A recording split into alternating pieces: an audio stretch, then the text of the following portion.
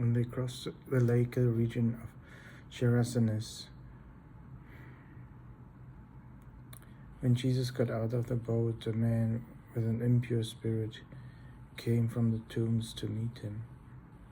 This man lived in the tombs, and no one could bind him anymore, not even with chain, for he had often been chained, hand and foot, and he tore the chains apart and broke the irons on his feet.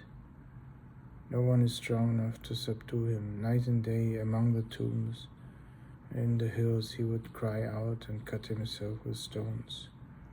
When he saw Jesus from the distance, he ran and fell on his knees in front of him. He shouted to the top of his voice, "What do you want from me, Jesus, Son of God? In God's name, don't torture me." For Jesus had said to him,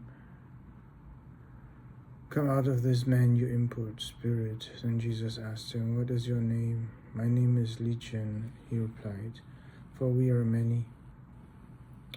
Now he begged Jesus again and again not to send him out of the area. A large herd of pigs was feeding on the nearby hillside.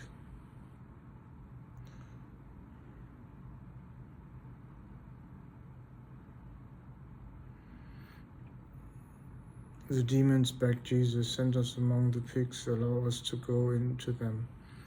He gave permission, and then the impure spirits came out and went into the pigs. The herd, about 2,000 in numbers, rushed down the steep bank into the lake and were drowned. Those tending the pigs ran off and reported this into the town on the countryside. And the people went out to see what had happened. When they came to Jesus, they saw the man who had been possessed by the legion of demons sitting there, dressed in his right mind, and they were afraid.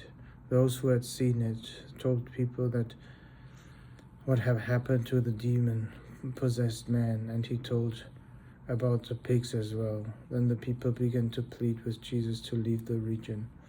As Jesus was getting into the boat, the man who had been demon-possessed begged him to go with him. But Jesus said, "Go home to your own people and tell them how much the Lord has done for you and how he has had mercy on you." So the man went away, and he began to tell in the Decapolis of how much Jesus has done for him, and all the people were amazed. When Jesus has again crossed over by a boat to the other side of the lake, a large crowd gathered around him. When he was by the lake, then one of the synagogue leaders named Jairus came, and when he saw Jesus, he fell to his feet. He pleaded earnestly with him, "My little daughter is dying. Please come and put your hands on her so that she will be healed and live." So Jesus went with him. A crowd followed and pressed around him, and a woman was there who had been subject to bleeding for 12 years.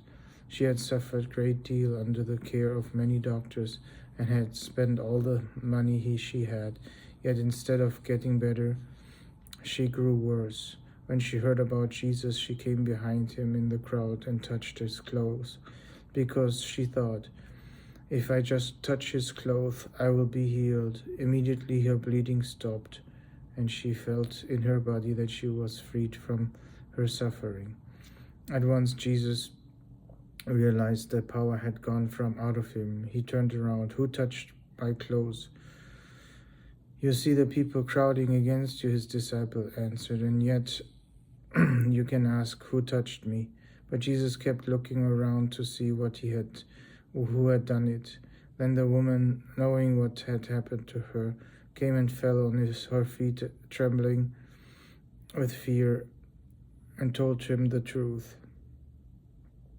He said to her, "Daughter, your faith has healed you. Go in peace and be freed from your suffering." While Jesus was still speaking, some people came to the house of Jairus, the synagogue leader. "Your daughter is dead," They said, "Why bother?"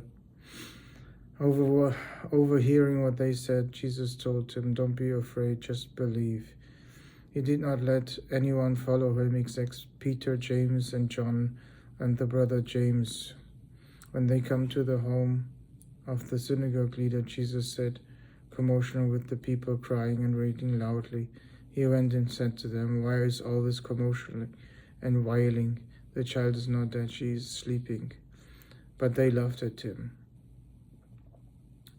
After he put them all out, he took the child's father and mother and his disciples who were with him and went in where the child were. He took her by the hand and said to her, "Talita Kumi," "Little girl, I say you get up." Immediately the girl stood up and began to walk around. She was 12 years old.